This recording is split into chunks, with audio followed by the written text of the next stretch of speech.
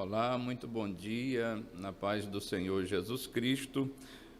Nós estamos agora ao vivo, transmitindo, começando a nossa transmissão da nossa Escola Bíblica Dominical. A todos os que nos assistem, a paz do Senhor. Eu sou o pastor Luiz Rios, líder da AD Vila Brasil, e você é muito bem-vindo a esta transmissão, a este canal, onde nós estamos iniciando a nossa Escola Bíblica Dominical. Nesse instante, já quero, em o nome do Senhor Jesus, orar com você, dando início, assim, à nossa Escola Bíblica Dominical. Oremos ao Senhor. Santo Deus, nosso Pai que está nos céus, louvamos e engrandecemos o Teu santo nome, agradecidos a Ti pela noite que atravessamos, pela vida de cada um dos Teus filhos e filhas, ó Deus, por mais um dia que o Senhor nos tem concedido. Nos dê sempre a Sua graça, continue conosco, que estes momentos aqui reunidos, estudando a Tua Palavra, nós possamos, Senhor, nos edificar segundo a Tua Palavra, nos alimentando da mesma, pois ela é pão, ela é água que tira a nossa sede. Pai, continua conosco e em nós, ouve do céu a nossa oração, nós te pedimos estas bênçãos e te agradecemos no nome santo de Jesus. Amém. Queridos irmãos, é um prazer muito grande, estar aqui nesta manhã de domingo para estudarmos a última lição da nossa Escola Bíblica Dominical desse trimestre, E nós temos a presença aqui do nosso querido cantor, o irmão Daniel Menezes, e quero nesse instante convidá-lo para cantar um louvor a Deus, E você vai aí mandando mensagem aos seus contatos para que mais irmãos possam ouvir a palavra e possam ser edificados em o nome do Senhor Jesus. Vamos ouvir o cantor Daniel Menezes.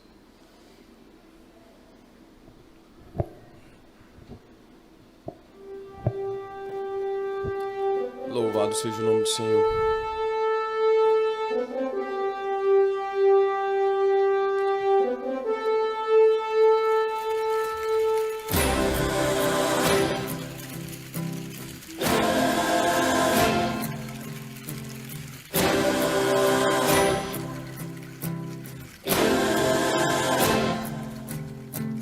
Paulo, meus pés estão inchados e com muita dor. Ah, Silas, desta maneira eu também estou. Minhas costas estão doendo, apanhei demais. Paulo, minhas mãos estão amarradas e não dá pra me mexer, pois qualquer movimento tudo já começa a doer. E tudo isso por pregar um evangelho de amor e paz.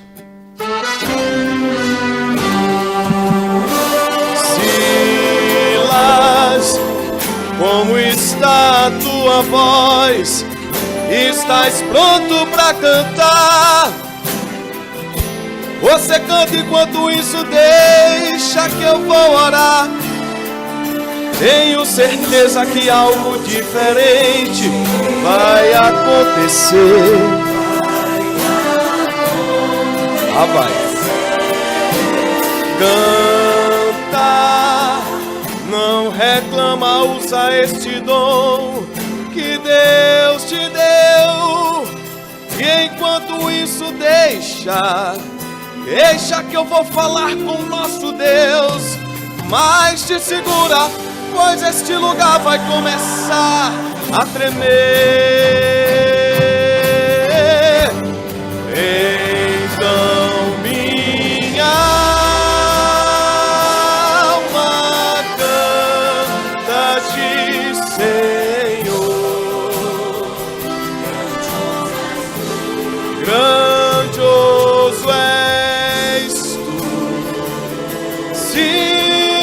elas não parar de louvar. Então minha alma canta-te, Senhor. Grandioso és tu. Eu estou sentindo que o nosso Deus chegou a trabalhar. É que o carcereiro está tremendo, o carcereiro está tremendo, o carcereiro está tremendo. É que o carcereiro está tremendo, está tremendo, está tremendo. Silas não parar de louvar. Então minha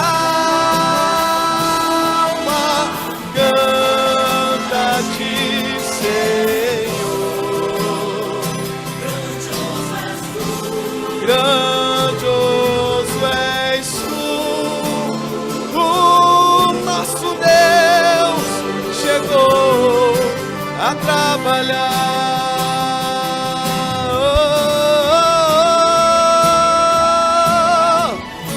Aleluia, louvado seja o nome do Senhor, adorado seja, bendito seja o teu santo nome, Senhor.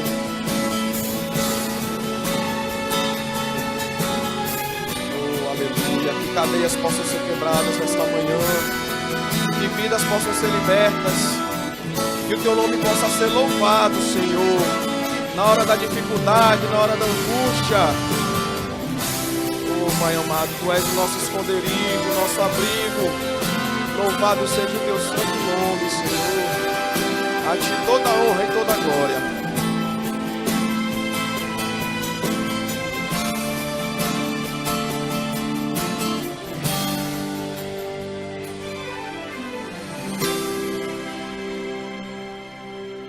Ei, canta,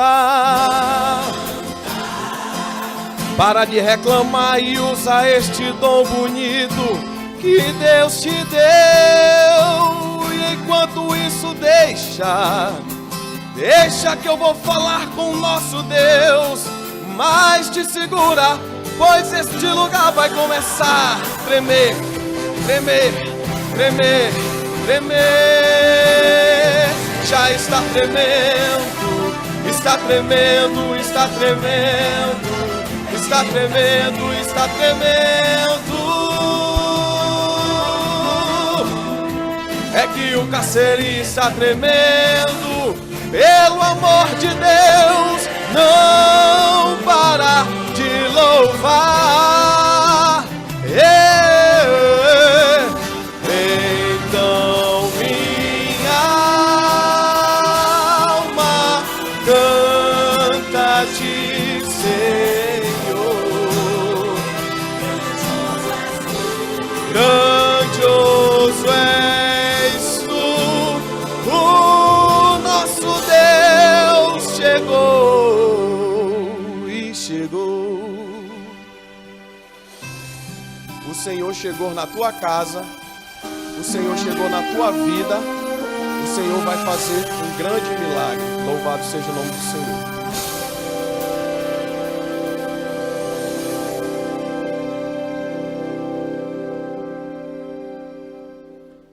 Que maravilha, bendito seja o santo nome do Senhor. Muita graça de Deus aqui, não é? A gente vai glorificando o nome do Senhor e vai sentindo a sua presença, a sua graça nos inundando.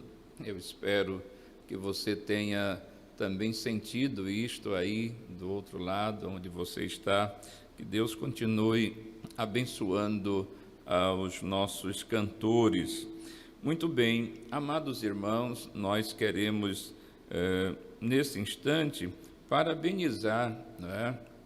Parabenizar e agradecer aos nossos superintendentes da EBD aqui no Templo Sede, né?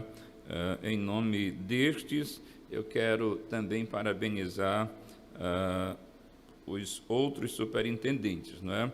Em nome do nosso querido irmão Natan Silva e da nossa irmã Vera Fonseca, que tem feito um trabalho brilhante, né? Tem desenvolvido um trabalho muito bom, não é? E em nome destes nós parabenizamos todos os superintendentes da AD Vila Brasil e também do Brasil, não é? Deus continue dando graça a cada um dos superintendentes. Bem, nós estudamos durante esses primeiros 3 meses de 2020, a lição de adulto, o comentário do pastor Claudionor de Andrade, a lição com o tema A Raça Humana, Origem, Queda e Redenção. Então, nós faremos uma breve retrospectiva, né, do que nós estudamos ao longo desses 3 meses na nossa escola bíblica dominical. Tá certo? Então, nós vamos para a lição de número 1 e aí vamos seguindo, né, fazendo essa retrospectiva, tá certo? Então, nós vimos na lição de número 1, Adão, o primeiro homem. Nesta primeira lição, o objetivo principal era apresentar o ser humano como a coroa da criação de Deus. Vimos que a doutrina bíblica do homem é o estudo sistemático das verdades bíblicas em relação ao ser humano, e que, segundo as Escrituras, Deus criou os céus e a terra e tudo o que neles há. Compreendemos ainda que o ser humano não é um detalhe que surgiu por acaso no universo, mas o resultado de uma decisão amorosa, soberana e livre da Santíssima Trindade. Vimos ainda que o Criador outorgou ao homem uma tríplice missão: glorificar a Ele, propagar a espécie e administrar o planeta. Na nossa lição de número 2, a criação de Eva, a primeira mulher. Nesta lição, partindo do ponto em que a palavra de Deus revela que tanto o homem quanto a mulher são imprescindíveis ao reino de Deus, aprendemos que a criação da mulher não foi um ato improvisado de Deus, mas planejado desde o início, e que a formação da mulher envolveu o uso de uma anestesia natural, um procedimento cirúrgico e a inauguração da engenharia genética. Ficou claro também que Deus criou a mulher e também lhe deu uma missão tríplice para cumprir: a missão de mãe, de esposa e de súdita do reino de Deus. Maravilha! Na lição de número 3, nós vimos a natureza do ser humano. Uma lição que nós debatemos bastante, a natureza do ser humano. Nesta lição, aprendemos que o ser humano é um ser complexo. Essa complexidade passa pela materialidade e imaterialidade da pessoa, isto é, somos constituídos de corpo, alma e espírito. Vimos que a natureza do ser humano é distinta tanto em relação a Deus quanto em relação aos anjos, que o corpo humano tem as seguintes características: materialidade, visibilidade e mortalidade, e que a alma é a janela para o mundo exterior. Sua separação do corpo gera a morte. 2 coisas importantes ficaram bem claras: é que o nosso espírito é o elo entre o nosso corpo e Deus, e que ele é a sede da nossa comunhão com o Altíssimo. Esta foi a lição de número 3. Na lição de número 4, os atributos do ser humano, nós aprendemos que o ser humano possui vários atributos para viver e influenciar este mundo. Isto porque o Criador fez o ser humano um ser espiritual, racional, livre e criativo. Aprendemos que o espírito humano tem origem divina, por isso, naturalmente, ele anseia pelo Pai Celeste, e que Deus é um ser racional. Logo, há perfeita harmonia entre a genuína razão e a fé bíblica, que o fato de Deus nos ter criado seres gregários e sociais faz com que não gostemos de solidão, pois a solidão ela é contrária à natureza humana, porque o Senhor mesmo disse: não é bom que o homem esteja só. Que Deus também nos dotou de livre-arbítrio para que escolhêssemos entre o bem e o mal. Também nos dotou com a capacidade de trabalhar e, através do trabalho, o ser humano transforma e preserva a terra. Esta foi a lição de número 4, não é? Na lição de número 5 que nós estudamos, a unidade da raça humana. Esta lição, todas elas, né, todas essas lições tiveram bastante discussões, né, muitos debates, mas bênção de Deus que vem acontecendo, né, a cada domingo. Então, na lição 5, a unidade da raça humana, a palavra de Deus nos mostrou que toda a humanidade originou-se de um único casal, Adão e Eva.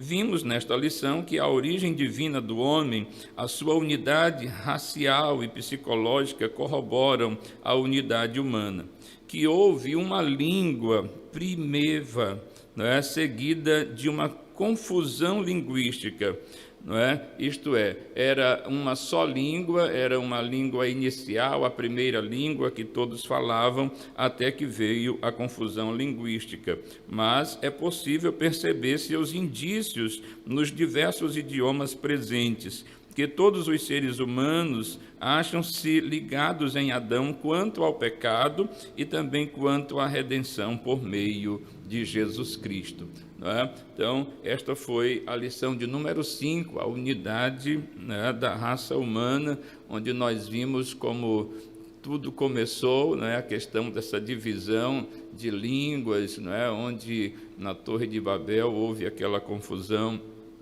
e os idiomas nasceram, né, novos idiomas ali.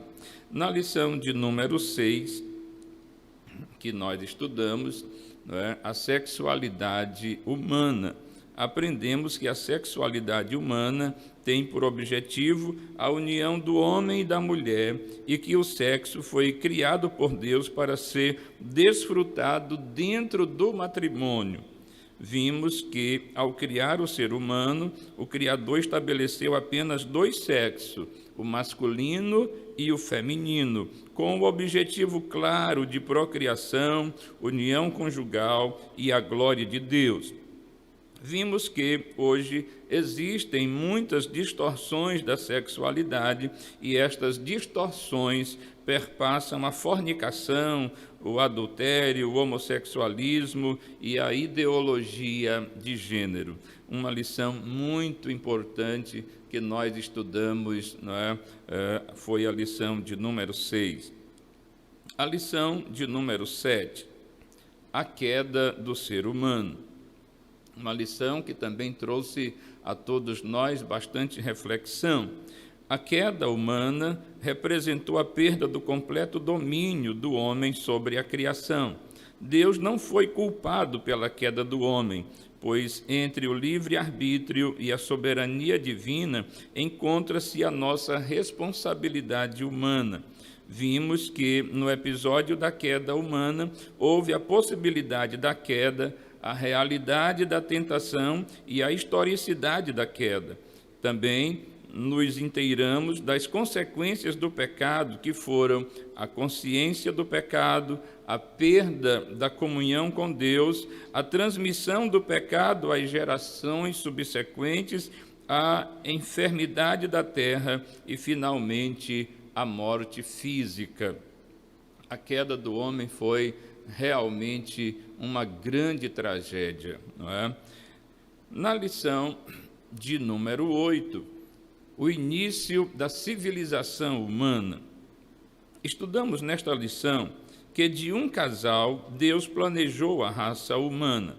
A ordem divina para frutificar e multiplicar demandava o ensejo de constituir uma civilização humana, fundar uma sociedade que glorifique a Deus, o que o Pai espera do homem. Entendemos que a civilização humana é o conjunto de realizações espirituais, morais, sociais, materiais e econômicas da vida humana num lugar. Estas civilizações sofreram diversos conflitos que marcaram as suas histórias. Deus, em Cristo, em sua muita bondade, continua a intervir na história humana. Então, essas lições trouxeram para nós conhecimento, trouxeram para nós a história realmente da origem do ser humano, seu desenvolvimento, sua queda, e a sua redenção. Então, esta foi a lição de número 8, que nós estudamos, a civilização ou o início da civilização humana. Então, fomos para a lição 9. O primeiro projeto de globalismo é uma palavra hoje muito em voga, mas não tão comum naquela época, mas o primeiro projeto de globalismo aconteceu há muito tempo. Aprendemos que as Escrituras revelam que um projeto global de poder que tire Deus do centro é, por natureza, maligno. Assim, o globalismo afronta os propósitos de Deus no mundo. É o caso, ou foi o caso da Torre de Babel, que os homens queriam que o seu nome fosse reconhecido. Deus foi tirado do projeto. Então, todo projeto global que tire Deus do centro é, por natureza, maligno. Tá? A Bíblia mostra que a natureza mostra que, quando tudo parecia ir bem, o filho mais novo de Noé rebelou-se e inaugurou outro período de decadência e apostasia aos mandamentos divinos. E aquela civilização, a civilização de Noé, dispunha de grandes elementos para forjar uma sociedade globalista, pois tinham uma só língua, um só povo, uma só cultura. Então, era muito fácil para eles fazerem o que eles quisessem. O próprio Deus afirmou isso, que os homens, falando a mesma linguagem, conseguiriam tudo o que quisessem fazer. Porém, aprendemos que o intento daquela civilização só não foi levado a cabo porque Deus interveio, confundiu a língua e dispensou os descendentes de Noé. Na lição de número 10, cujo tema era "Só o Evangelho muda a cultura humana", e é uma realidade, somente o Evangelho muda a cultura humana.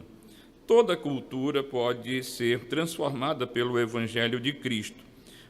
Mas você ainda lembra o que é cultura?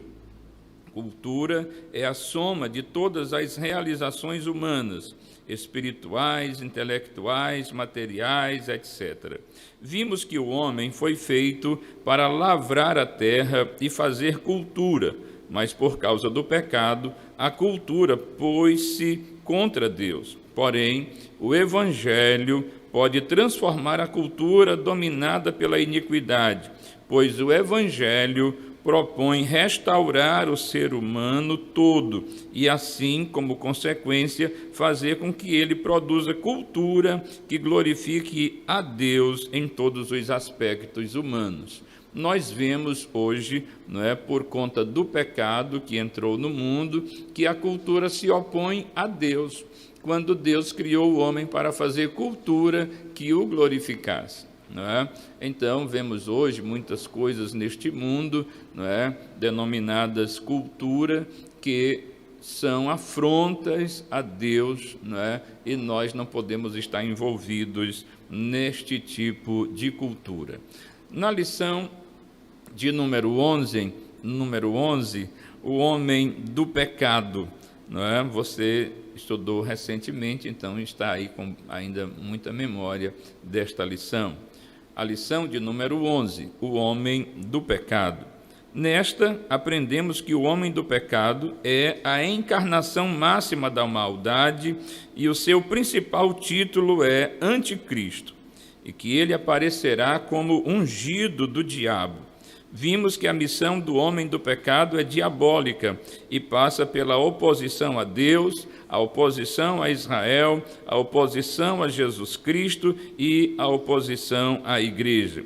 Seu império fará com que ele domine a economia e a religiosidade humana, mas será destruído pela ira do Cordeiro de Deus, bendito seja de cada natureza, o que está claramente expresso no seu nome Emanuel, que significa Deus conosco.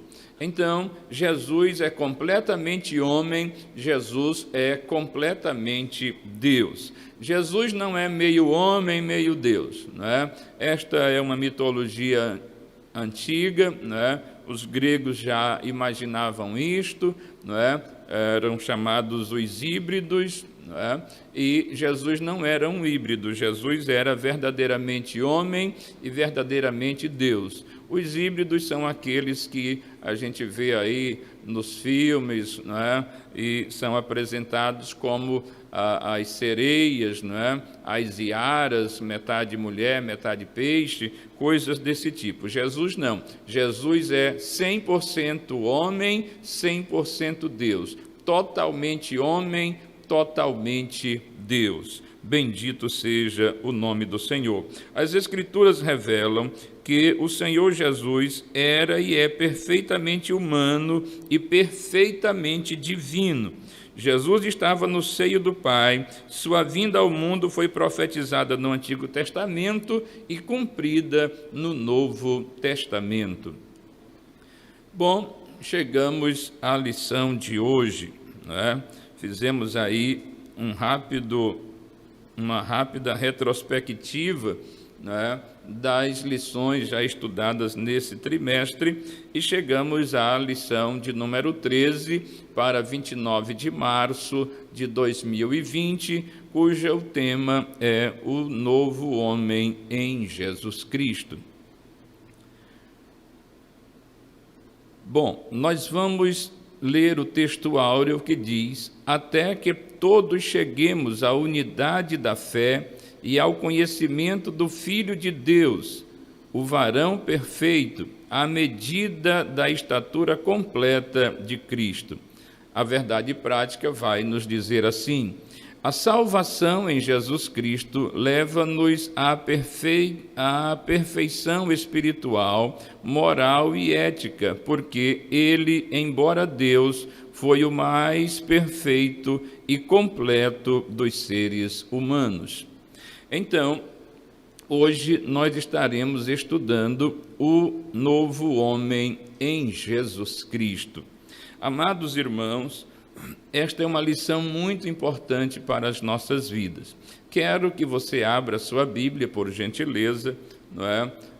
Em João, no capítulo 3, Evangelho de Jesus Cristo, segundo escreveu João, no capítulo 3, a partir do versículo 1.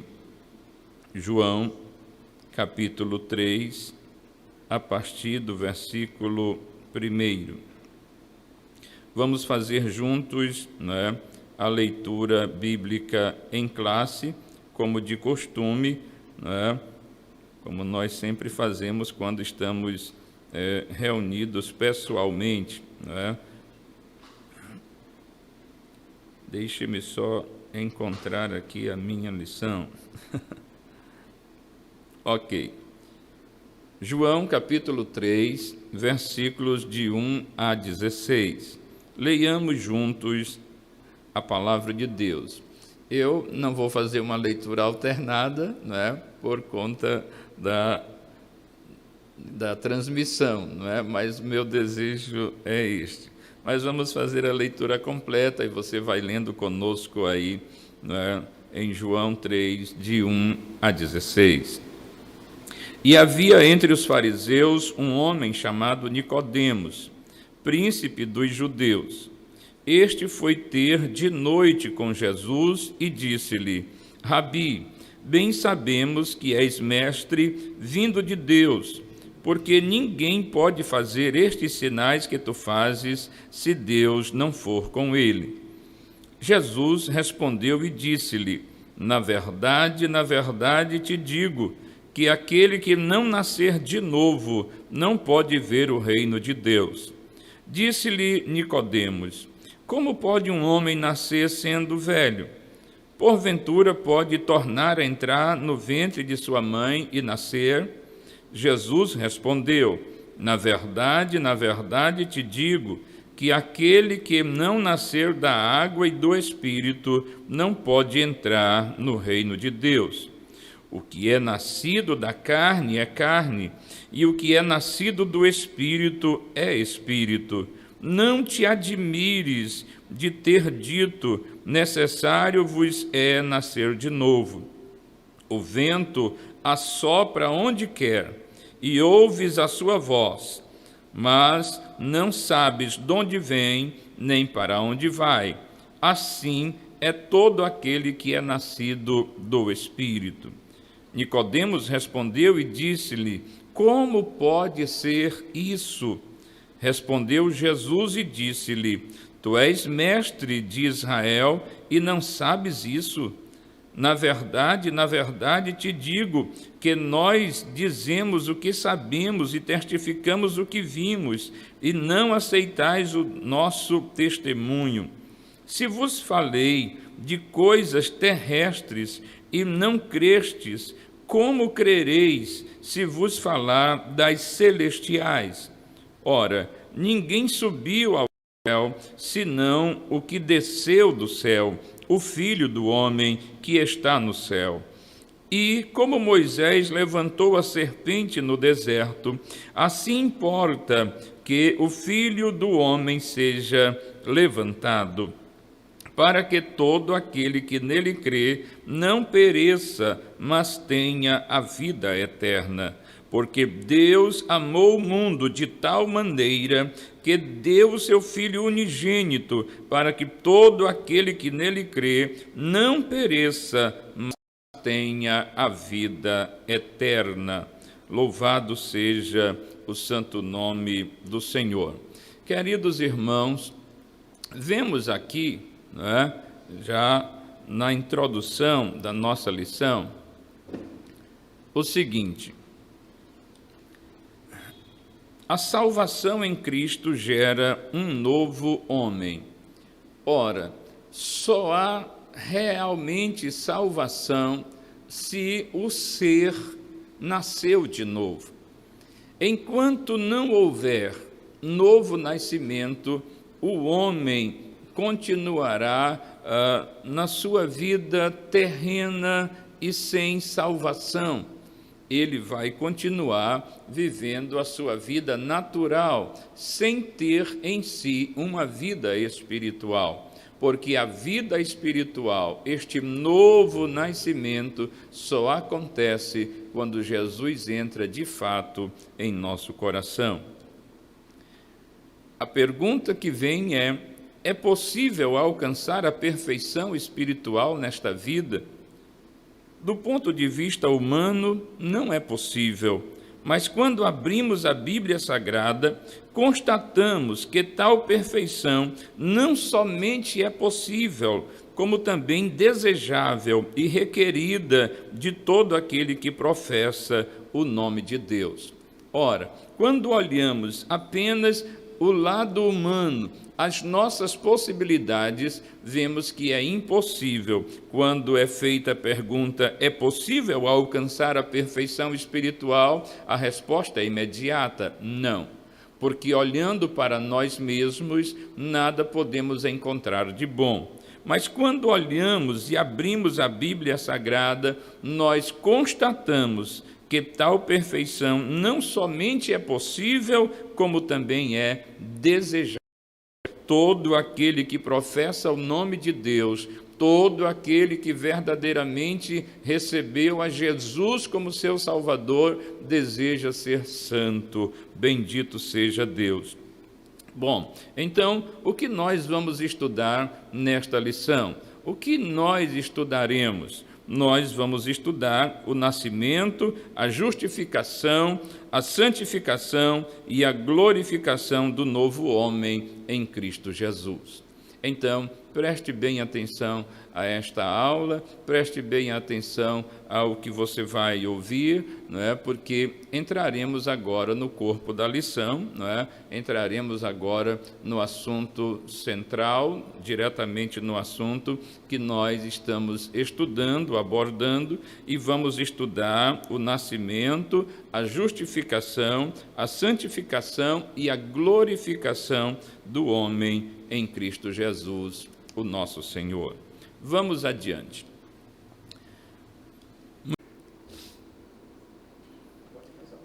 Muito bem, vamos ao nosso primeiro tópico. O nascimento do novo homem. Jesus ensinou a Nicodemos, renomado mestre da lei, que o novo homem não é gerado nem da carne, nem do sangue, mas de Deus, da água e do Espírito. Nascidos não do sangue nem da carne. Esse é o nosso primeiro ponto.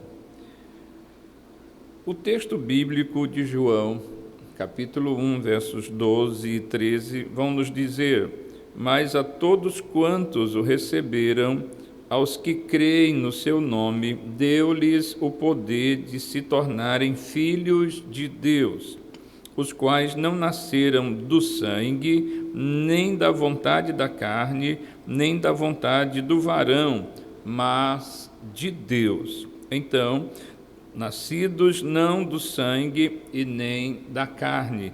É assim que acontece o novo nascimento.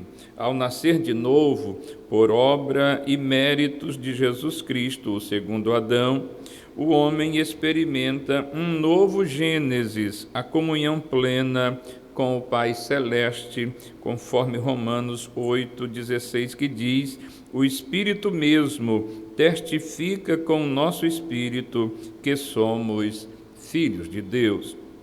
Então, neste novo nascimento, quando somos nascidos de novo, não somos nascidos nem da carne e nem do sangue. Somos nascidos da parte do Senhor, nosso Deus. É o segundo ponto que vamos abordar: nascidos de Deus. Como João descreve o novo nascimento? João descreve o novo nascimento como o ato de nascer de Deus, conforme João 1:12 que lemos. Mas a todos quantos o receberam, aos que creem no seu nome, deu-lhes o poder de se tornarem filhos de Deus. Então, João também vai descrever o novo nascimento como aceitação pela fé do plano de salvação que o Pai Celeste elaborou bem antes da fundação do mundo. Apocalipse 13 e verso 8, que diz: e adorá-lo-ão todos os que habitam sobre a terra, esses cujos nomes não estão escritos no livro do Cordeiro, que foi morto desde a fundação do mundo. Nós podemos observar que quando o homem nasce de novo, ele recebeu, não é, pela fé, o plano da salvação que o Pai estabeleceu antes da fundação do mundo.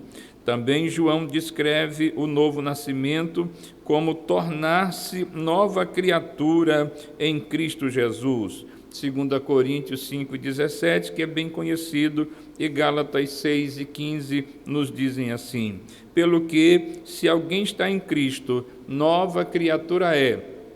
As coisas velhas já passaram, eis que tudo se fez novo.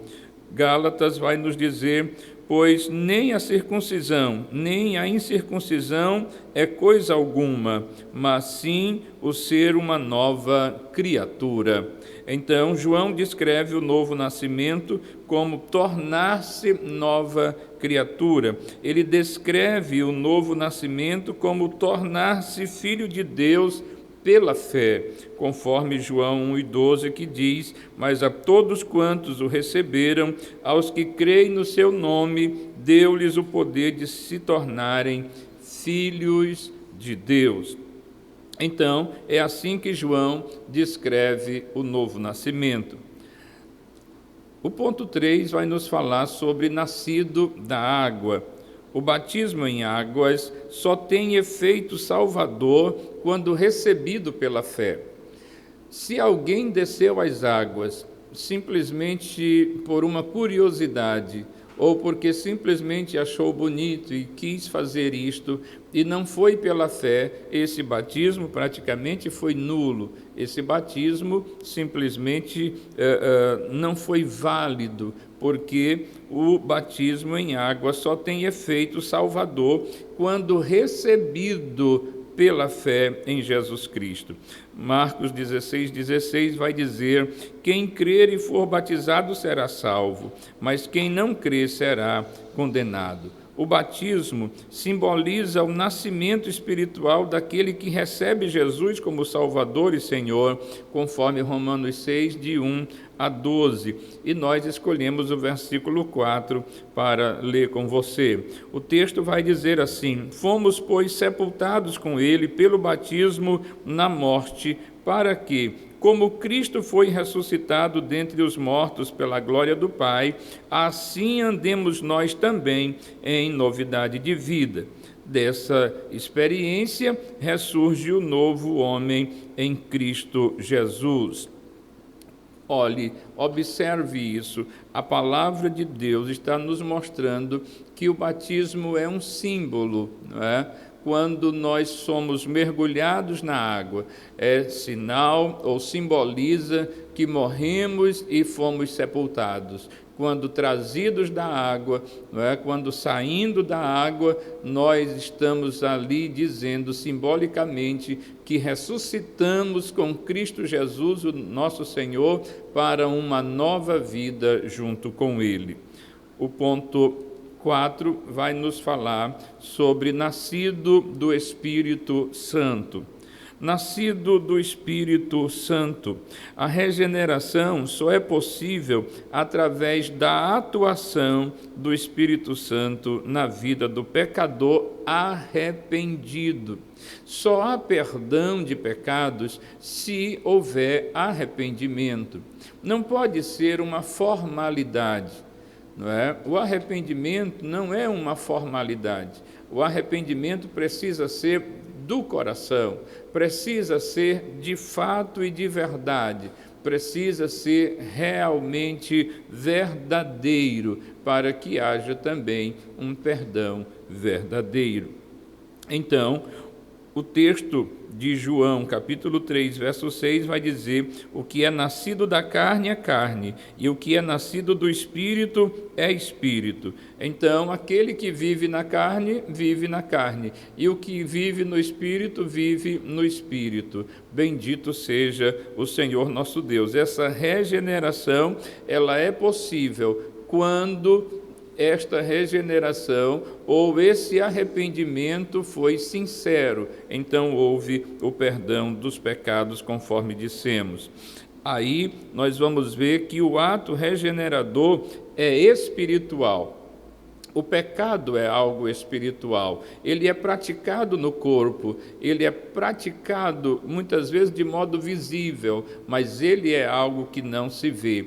Ele macula a alma, ele deixa as vestes espirituais manchadas. O pecado, então, é espiritual, e o ato regenerador também é espiritual, necessário se faz que seja. Em João 3:8 diz: o vento sopra onde quer, e ouves a sua voz, mas não sabes de onde vem, nem para onde vai. Assim é todo aquele que é nascido do Espírito.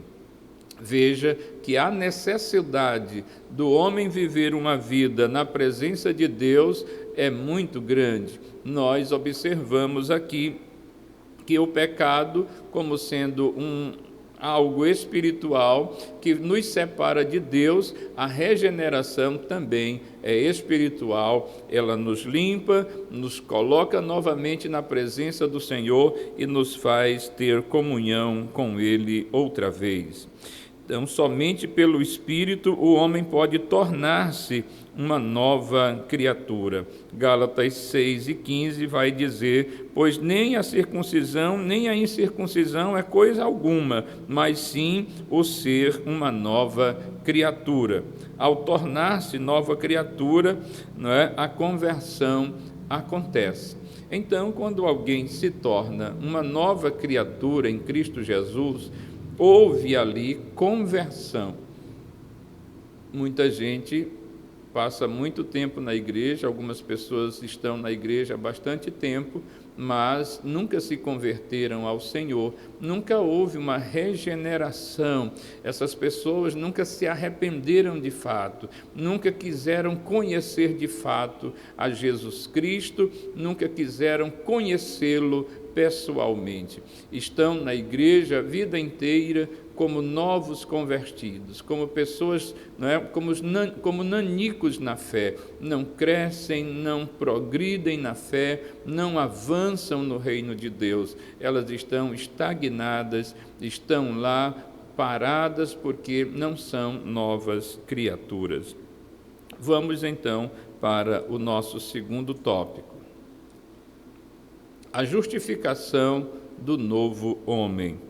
A justificação do novo homem. O novo homem nasce através da fé em Jesus Cristo, por isto, precisa de um novo status diante do tribunal de Deus, a justificação pela fé. O homem está sem Jesus, ou o homem sem Deus, ele está separado do Senhor e está debaixo de condenação.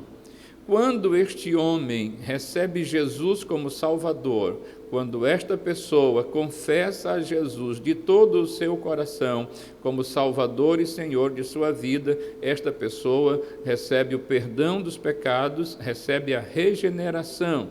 Então, ela passa a ser uma nova criatura, sai do status de condenado para justificado. Vamos para o primeiro ponto do segundo tópico, a inutilidade da justiça humana. Nossas obras não podem nos justificar, elas não podem nos salvar. Efésios 2, 8 e 9 vai nos dizer: porque pela graça sois salvos por meio da fé, e isto não vem de vós, é dom de Deus, não vem das obras, para que ninguém se glorie. Então, o homem pode ter as melhores obras aqui na terra.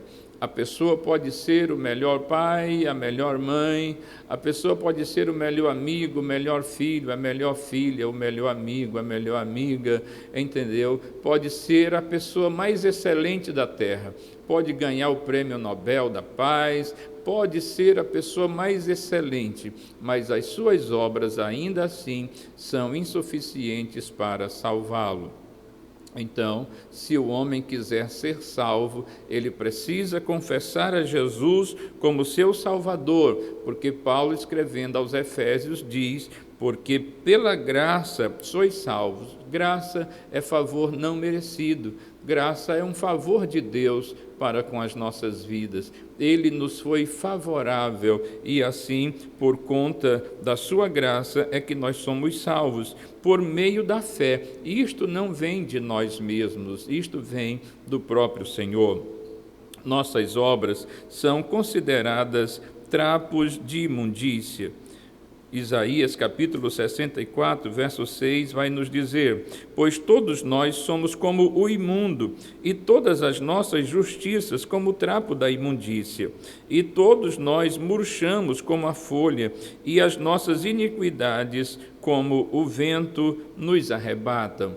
nós observamos aqui o profeta Isaías dizendo que as nossas obras, né, quando nós queremos nos justificar diante de Deus pelas coisas que fizemos, elas são diante de Deus como trapos de imundícia. E nós não vamos nem entrar neste mérito aqui de explicar para você o que é um trapo de imundícia, porque o nome já diz tudo. É uma coisa horrível. É assim que Deus considera as nossas obras quando apresentadas a Ele com o intuito de termos dele alguma coisa. Senhor, eu mereço isso porque eu fiz isso ou aquilo.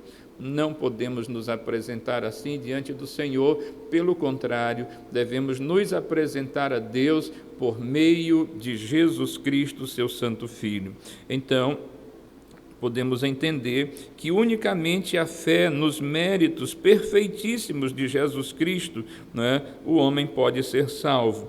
Romanos 5, e verso 1 vai nos dizer: justificados, pois, pela fé, tenhamos paz com Deus por nosso Senhor Jesus Cristo. Justificados pela fé, não justificados pelas obras, não justificados por obras que eu possa ter feito que sejam meritórias, mas, pelo contrário, pelos méritos perfeitíssimos de Jesus Cristo é que nós somos salvos. Quando cremos nisso, quando cremos que Jesus Cristo deu a sua vida por nós e foi sepultado, foi morto, sepultado e ressuscitou ao terceiro dia, como diz a palavra, e nós cremos no seu sacrifício, reconhecemos os nossos horríveis pecados e o confessamos como Salvador e Senhor de nossa vida, então somos por ele justificados. Assim, o novo homem passa a ter um novo status jurídico perante Deus. Romanos 5 e 9. Logo, muito mais, sendo agora justificados pelo seu sangue, seremos por ele salvos da ira. Então, observe que o homem sai do status de condenado para o status de justificado. Ele recebe, né, a sentença favorável a ele quando ele entrega sua vida a Cristo, quando ele confessa Jesus como seu Salvador e Senhor, seus pecados são retirados dele e tudo que ele fez é lançado fora e aquele homem, aquele ser passa a ser justificado mediante a fé em Jesus Cristo. O segundo ponto vai nos falar sobre a maravilhosa doutrina da justificação. A justificação pela fé em Jesus Cristo é mais que perdão, é mais que anistia, é receber o status de justo, pois a justiça de Cristo muda por completo a situação jurídica do réu. 1 Coríntios 6 e 11. Vai nos dizer assim: e tais fostes alguns de vós, mas fostes lavados, mas fostes santificados, mas fostes justificados em nome do Senhor Jesus Cristo e no Espírito do nosso Deus. Seus pecados são inteiramente apagados, conforme Hebreus 10, 17, e não me lembrarei mais de seus pecados e de suas iniquidades. Queridos irmãos, esta doutrina é mesmo maravilhosa, a doutrina da justificação. Ela muda, não é, a situação jurídica do réu. É colocado, não é, a situação daquele homem ou daquela pessoa que está num julgamento, que vai ser julgada. Ele é realmente culpado. Ele cometeu realmente os crimes, está provado que sim, e será condenado. E, de repente, não é, por ação do juiz, que recebe alguém que entra no lugar daquela pessoa, que assume as faltas, os pecados daquela pessoa, então aquela pessoa recebe a justificação e aquele que assumiu os seus erros é que será condenado. Foi isso que Jesus fez. Ele assumiu os nossos pecados, ele assumiu os nossos erros, ele tomou sobre si as nossas iniquidades e nós fomos justificados. Saímos do tribunal de cabeça erguida, porque não fomos condenados, pelo contrário, fomos completamente justificados. Nós poderemos ver ainda, aqui adiante, o ponto 3, o novo homem é justo. A partir de sua conversão, o pecador passa a ser visto por Deus como se jamais tivesse cometido qualquer injustiça. De agora em diante, é um justo aos olhos de Deus. 1 de João 3, verso 7, vai nos dizer assim: filhinhos, ninguém vos engane, quem pratica a justiça é justo, assim como ele é justo. Louvado seja o santo nome do Senhor. Então, na justificação, nesta doutrina maravilhosa, é assim que o Senhor faz. Ele nos vê, depois de nos limpar dos nossos pecados, depois de nos justificar, o Senhor nos vê como alguém que nunca pecou, como alguém que jamais cometeu qualquer iniquidade, qualquer transgressão, qualquer pecado. Bendito seja o nome do Senhor. Haja vista o que houve com o ladrão que na cruz creu no sacrifício de Jesus Cristo. Lucas 23, 42, 43, está escrito: então disse Jesus, lembra-te de mim quando entrares no teu reino. Respondeu-lhe Jesus, em verdade te digo que hoje estarás comigo no paraíso. Bendito seja o Senhor. Aquele homem estava sendo crucificado ali junto com Jesus, não é?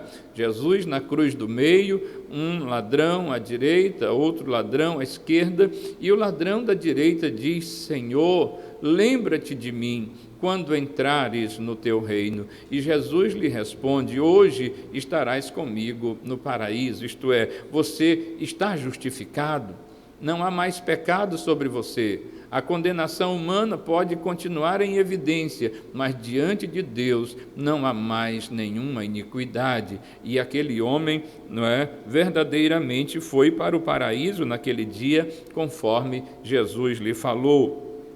Então, esta é a doutrina do novo homem, a doutrina maravilhosa da justificação. Seguindo adiante, nós iremos agora para o terceiro tópico, a santificação do homem. A santificação do novo homem. Ao contrário da regeneração, que é um ato instantâneo, a santificação é um processo que demanda toda a nossa vida até alcançarmos a estatura de varões perfeitos. Louvado seja o nome do Senhor. A santificação, nós vamos ver agora o processo, como ela acontece, como a santificação acontece diante de Deus, aos olhos de Deus, aos nossos próprios olhos, e como terminará esse estágio de santificação. O primeiro ponto do terceiro tópico vai nos falar sobre a santificação como posicionamento. Como posicionamento, a santificação é instantânea. Na sua conversão, o pecador arrependido passa a ser visto não apenas como justo, mas também como santo por Deus e pela Igreja. É muito interessante. Na prática, nós temos visto isso cotidianamente, não é?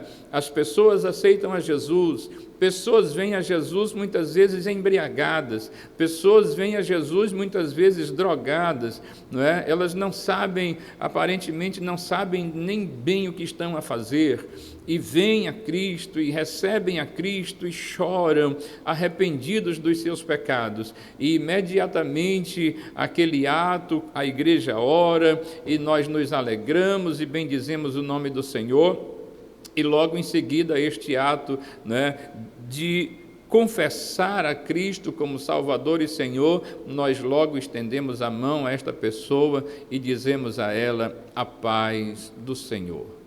E elas muitas vezes respondem um pouco acanhadas, dizendo também a paz do Senhor.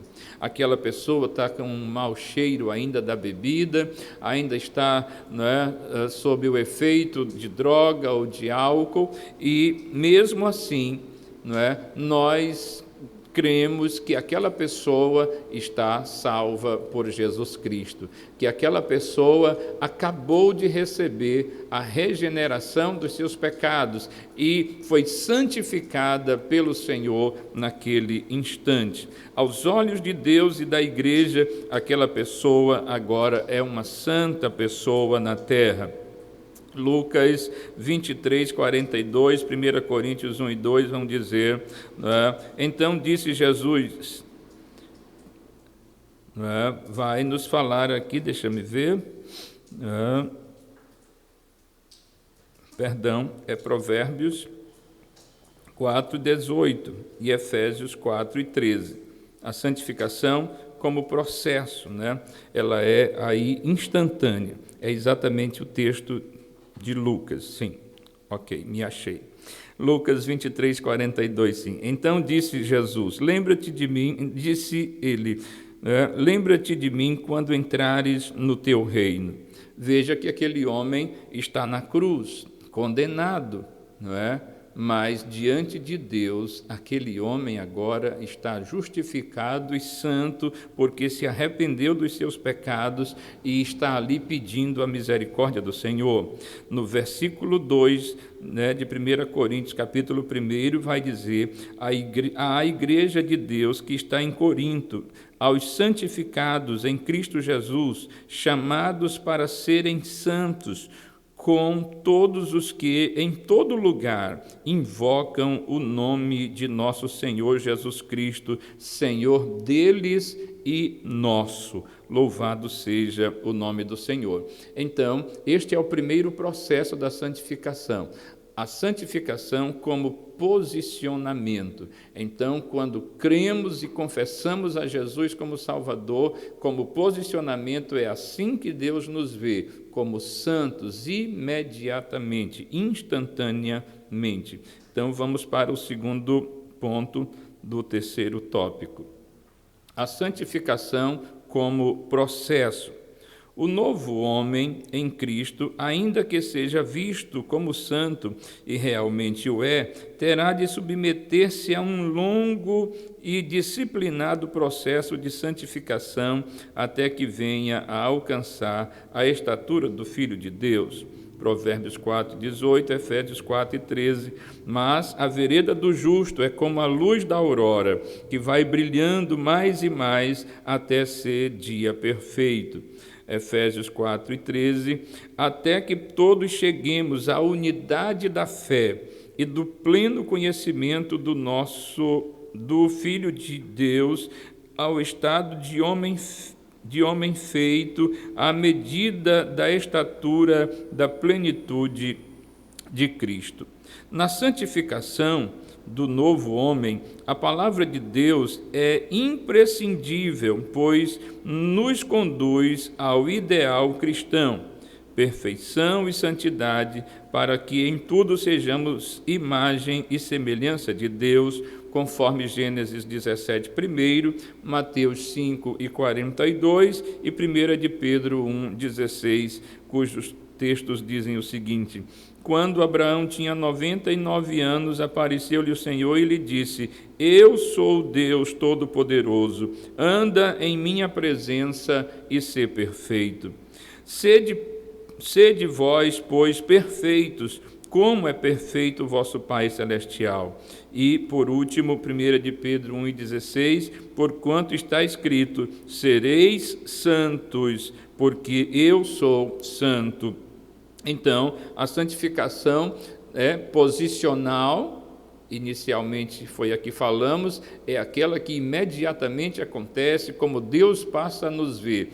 A santificação como processo é este processo de todo dia, desviando-se do mal, desviando-se do pecado, apegando-se à palavra de Deus, à oração, ao jejum, à consagração, santificado, isto é, separado das coisas do mundo para servir unicamente ao Senhor, e esse processo perdura até ao fim da nossa existência aqui na terra. Então, a santificação como processo é assim que acontece.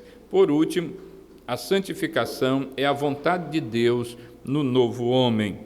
Sem processo de santificação, não há novo homem. Hebreus 12:14 diz: segui a paz com todos e a santificação, sem a qual ninguém verá o Senhor.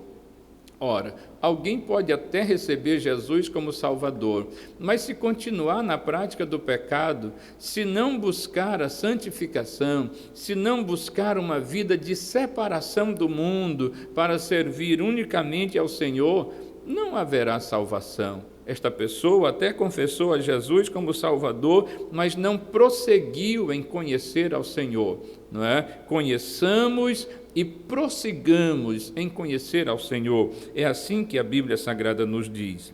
A santificação nos faz parecidos com Jesus, pois devemos ser seus imitadores. 1 Coríntios 11:1 vai dizer: sede meus imitadores, como também eu sou de Cristo. A santificação é a vontade suprema de Deus para a nossa vida. Veja que Deus deseja a nossa santificação. Deus quer que nós sejamos santos. Louvado seja o seu santo nome. 1 Tessalonicenses 4:3 nos diz: porque esta é a vontade de Deus, a saber, a vossa santificação, que vos abstenhais da prostituição. Podemos observar que este é o desejo, é a vontade de Deus para a vida de todos os seres humanos, a santificação, viver uma vida separada do mundo para o Senhor.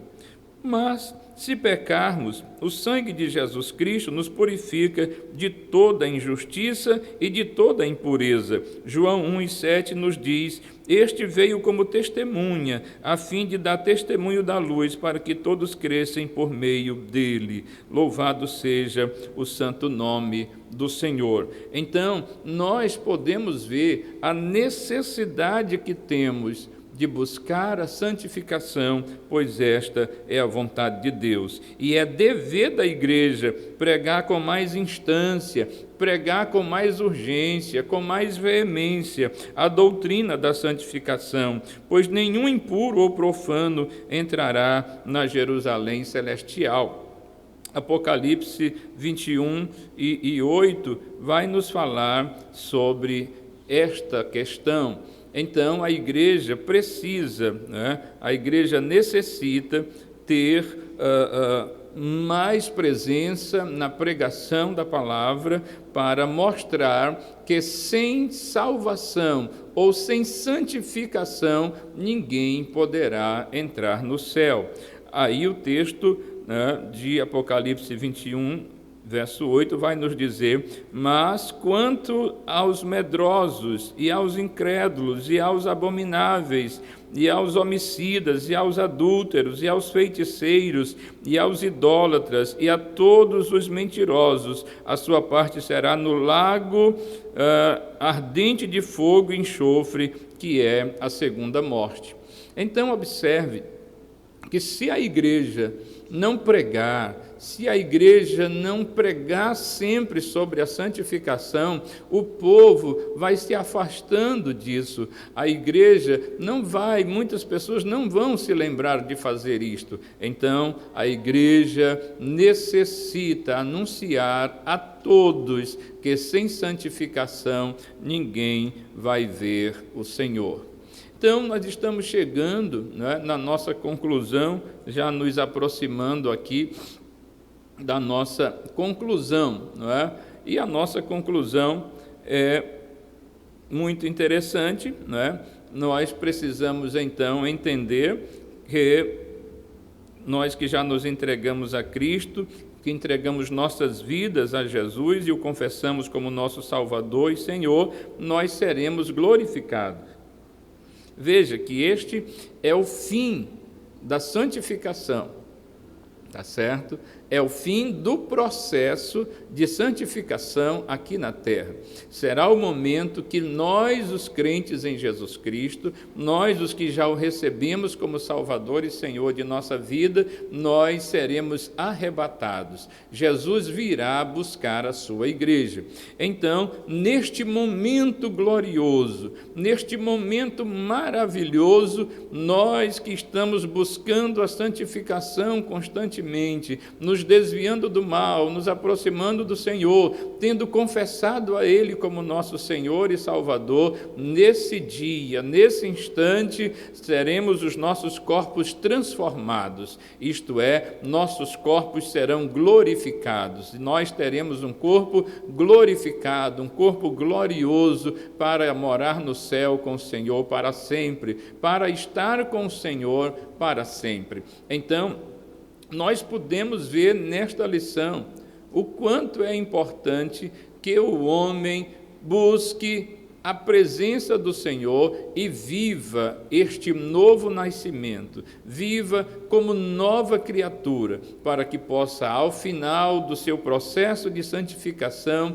ter o seu corpo glorificado, ter o seu corpo transformado num corpo de glória, um corpo semelhante ao corpo do Senhor Jesus Cristo, conforme 1 de João, capítulo 3, versículo 2, que vai nos dizer assim: amados, agora somos filhos de Deus, e ainda não é manifesto o que havemos de ser, mas sabemos que, quando Ele se manifestar, seremos semelhantes a Ele, porque assim como é, o veremos. Nossos corpos serão corpos semelhantes ao corpo de Jesus Cristo, ressuscitado de entre os mortos, um corpo glorioso ou glorificado. Assim será o nosso corpo quando Jesus nos arrebatar, quando Jesus vier arrebatar a igreja. Nós, os vivos, seremos transformados num corpo de glória,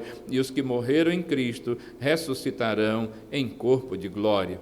Guarde no seu coração esta palavra e viva como nova criatura que você é. E se você ainda não é nova criatura, se você ainda não entregou a sua vida de fato e de verdade a Jesus, faça isto agora. Jesus é o Salvador, Jesus é o Senhor. Ele tem interesse de transformar você em filho verdadeiro. Você que ainda não confessou a Cristo é apenas uma criatura de Deus. Você ainda não é filho, porque se tornam filhos aqueles que confessam a Jesus como Salvador e Senhor de suas vidas e vivem uma vida de santificação aqui na terra, até que Jesus venha nos buscar para o céu de glória.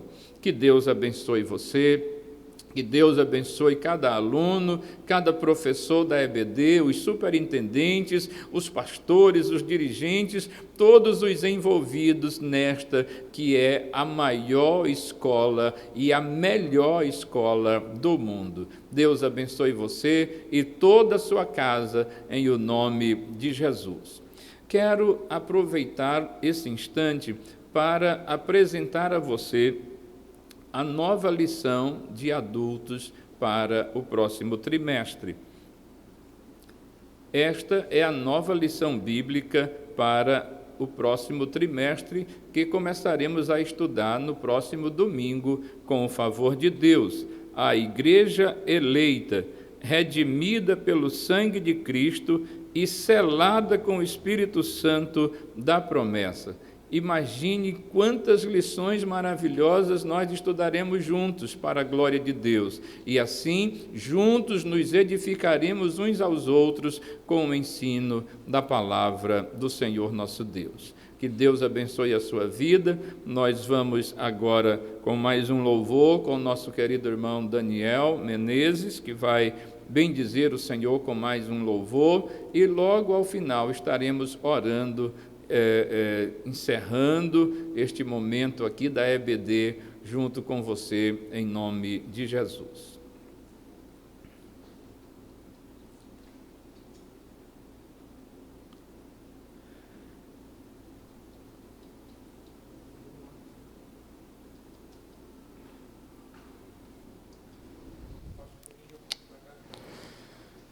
Glória a Deus.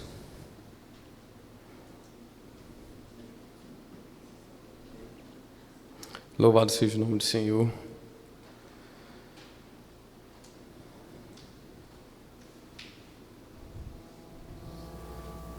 Glória a Deus.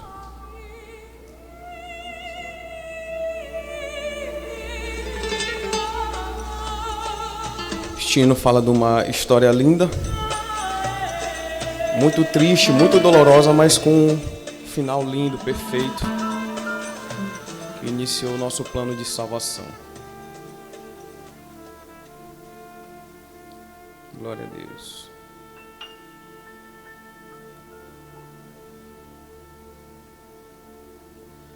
A cruz no chão,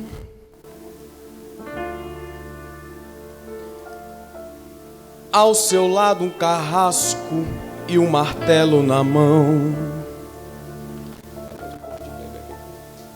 Olhando os pregos e a multidão, sentiu grande vazio no seu coração.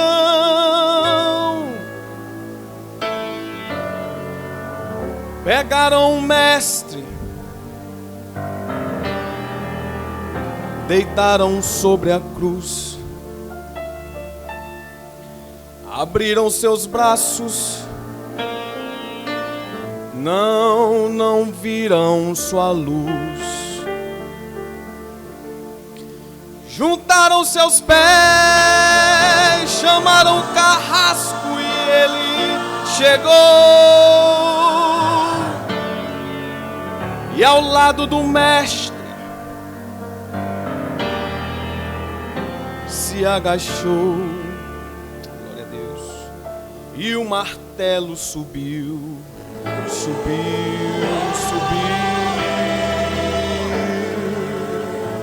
sobre os pregos desceu e bateu.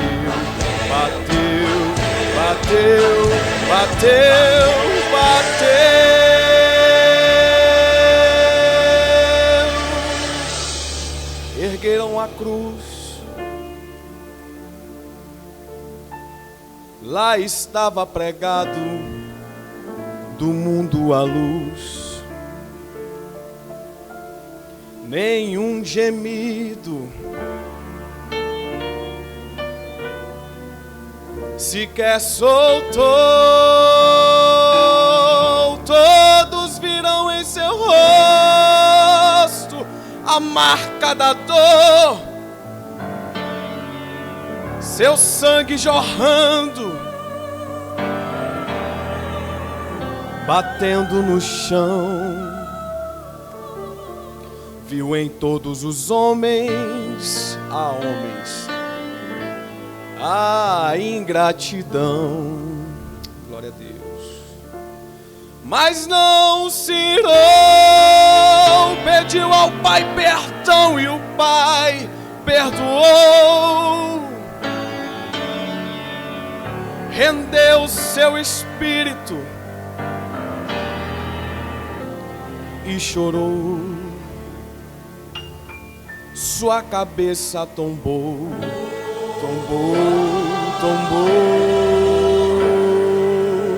sobre o peito caiu e morreu.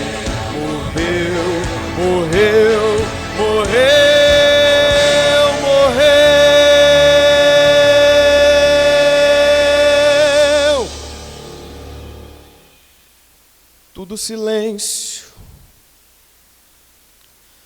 nem as aves cantavam, nenhum som se ouvia. Maria olhou, tem alguma coisa errada. A tumba vazia, ela não se lembrou que era o terceiro dia. A tampa do túmulo estava caída, o mestre já tinha voltado à vida. Onde está o meu mestre? Gritava Maria, quem o escondeu? E uma voz conhecida, Maria, se fez ouvir. Quem procuras, Maria? Eis-me aqui, eis-me aqui. Ao teu lado estou vivo, vivo, vivo, vivo, vivo, vivo, vivo. Eu estou vivo, vivo, vivo, vivo, vivo, vivo, vivo. Eu estou vivo, vivo, vivo, vivo, vivo, vivo. Allan Kardec morreu, mas eu estou vivo. Buda morreu, mas eu estou vivo. Padre Cícero morreu, mas eu estou vivo. Aristóteles morreu, mas eu estou vivo. Vivo, vivo, vivo estou.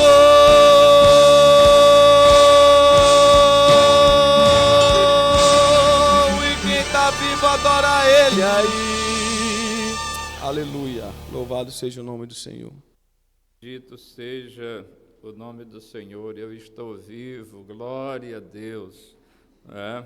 Queridos irmãos, queridos amigos que nos assistem, rogo a Deus que abençoe a todos, que o Senhor nosso Deus, com sua muita bondade, continue guardando a sua vida, guardando a sua família, protegendo do mal e dando-lhes vitória em todas as coisas. Vamos orar ao Senhor, agradecendo por esse trimestre que nós passamos estudando a palavra de Deus, por este novo trimestre que está se aproximando e que nós possamos estar ainda mais afinados com a palavra, mais desejosos de estudar a Bíblia Sagrada todos os domingos pela manhã, com o favor de Deus. Santo Deus e nosso Pai, nós louvamos o Teu santo e precioso nome, agradecidos a Ti por todo o bem que o Senhor tem feito às nossas almas.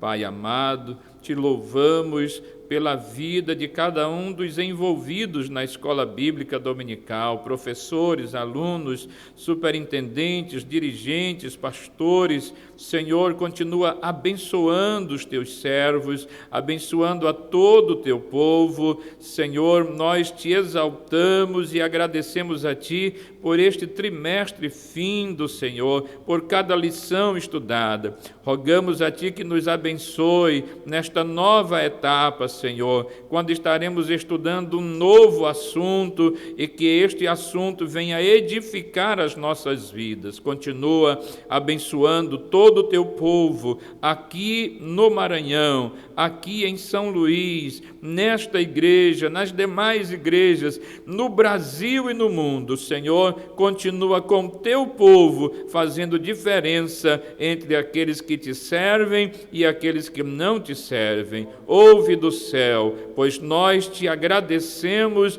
e Te rogamos estas bênçãos no nome santo e poderoso de Jesus. Amém.